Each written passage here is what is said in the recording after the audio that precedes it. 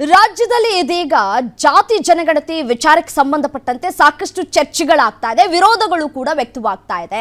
ಒಕ್ಕಲಿಗ ಆಯ್ತು, ಲಿಂಗಾಯತ ಆಯ್ತು, ಇದೀಗ ಕುರುಬರ ಸರದಿ ಶುರುವಾಗಿದೆ. ಕುರುಬರು ಕೂಡ ಜನಸಂಖ್ಯೆಯಲ್ಲಿ ನಾವಿಷ್ಟೇ ಇರೋದಾ ಅನ್ನುವಂತಹ ಪ್ರಶ್ನೆಯನ್ನ ಮಾಡ್ತಾ ಇದ್ದಾರೆ.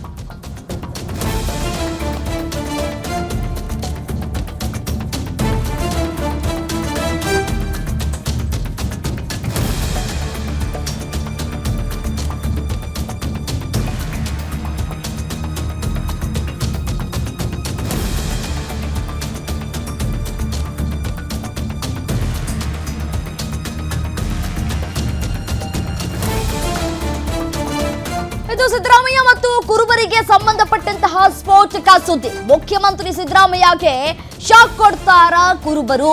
ಸಿಎಂ ಸಿದ್ದರಾಮಯ್ಯಗೆ ಸ್ವಜಾತಿ ಮುಖಂಡರಿಂದಲೇ ಆಘಾತ ಎದುರಾಗುವ ಎಲ್ಲ ಸಾಧ್ಯತೆಗಳು ಕಾಣಿಸ್ತಾ ಇದೆ. ಸಿದ್ದರಾಮಯ್ಯ ವಿರುದ್ಧ ತಿರುಗಿ ಬೀಳುತ್ತಾ ಕುರುಬ ಸಮುದಾಯ.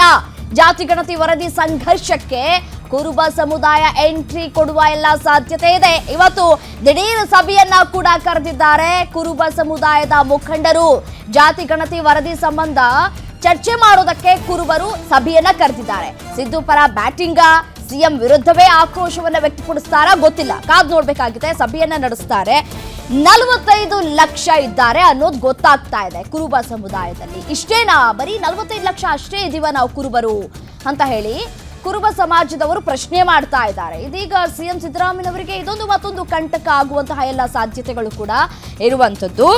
ಒಕ್ಕಲಿಗ ಆಯ್ತು, ಒಕ್ಕಲಿಗರ ಸಂಖ್ಯೆಯಲ್ಲಿ ಕೇವಲ 82 ಲಕ್ಷ ಅಷ್ಟೇ ಜನರ ಇರೋದು ಅನ್ನುವಂತಹ ಪ್ರಶ್ನೆಗಳು, 82,000 ಜನ ಅಷ್ಟೇ ಇರೋದಾ ಅನ್ನುವಂತಹ ಪ್ರಶ್ನೆಗಳನ್ನ ಒಕ್ಕಲಿಗ ನಾಯಕರು ಕೂಡ ಮಾಡ್ತಾ ಇದ್ರು. ನಿನ್ನೆ ಅದರಂತೆ ಡಿ ಕೆ ಶಿವಕುಮಾರ್ ಅವರು ಕೂಡ ಸಭೆಯನ್ನ ಕೂಡ ನಡೆಸಿದ್ದಾರೆ. ಸಭೆಯಲ್ಲಿ ಚರ್ಚೆಗಳು ಕೂಡ ಆಗಿದೆ.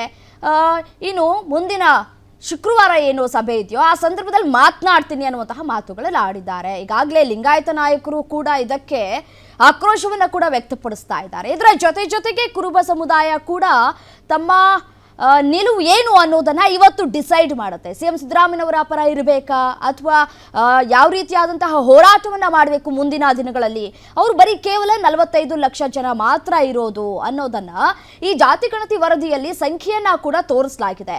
ನಾವಿಷ್ಟೇ ಜನ ಇರೋದಾ ಅನ್ನುವಂತಹ ಪ್ರಶ್ನೆಗಳನ್ನ ಕೂಡ ಮಾಡ್ತಾ ಇದ್ದಾರೆ ಮುಖಂಡರು. ಇದೀಗ ಕುರುಬ ಸಮಾಜದ ಮುಖಂಡರು ಕೂಡ ಇವತ್ತು ಸಭೆಯನ್ನ ಕೂಡ ಕರೆದಿದ್ದಾರೆ, ಸಭೆಯನ್ನ ಕೂಡ ನಡೆಸ್ತಾರೆ. ಸಭೆಯಲ್ಲಿ ಯಾವ ರೀತಿಯಾದಂತಹ ಸ್ಟ್ಯಾಂಡ್ ಅನ್ನು ಅನುಸರಿಸಬೇಕು ಅನ್ನೋದರ ಕುರಿತು ಚರ್ಚೆಗಳಾಗುತ್ತೆ. ಬರೀ ಕುರುಬ ಸಮಾಜದಲ್ಲಿ ಹಾಲು ಕುರುಬರು ಇದ್ದಾರೆ, ಅದೇ ರೀತಿಯಾಗಿ ಜೇನು ಕುರುಬರಿದ್ದಾರೆ. ಸಾಕಷ್ಟು ಸಂಖ್ಯೆಯಲ್ಲೂ ಕೂಡ ದೊಡ್ಡ ಮಟ್ಟದಲ್ಲಿದೆ ಕುರುಬ ಸಮುದಾಯ ಕೂಡ. ಆದರೆ ಯಾಕೆ ಇಷ್ಟು ಕಡಿಮೆ ಸಂಖ್ಯೆಯನ್ನು ತೋರಿಸ್ತಾ ಇದೆ ಅನ್ನುವಂತಹ ಪ್ರಶ್ನೆಗಳು ಕೂಡ ಇದೀಗ ಕುರುಬ ಸಮಾಜದ ಮುಖಂಡರು ಮಾಡ್ತಾ ಇರುವಂಥದ್ದು. ಇವತ್ತು ನೋಡೋಣ ಏನಾಗತ್ತೆ. ಸಭೆ ಕರೆದಿದ್ದಾರೆ, ಅವರ ಸ್ಟ್ಯಾಂಡ್ ಏನು, ಅವರ ನಿಲುವೇನು ಅನ್ನೋದು ಗೊತ್ತಾಗತ್ತೆ.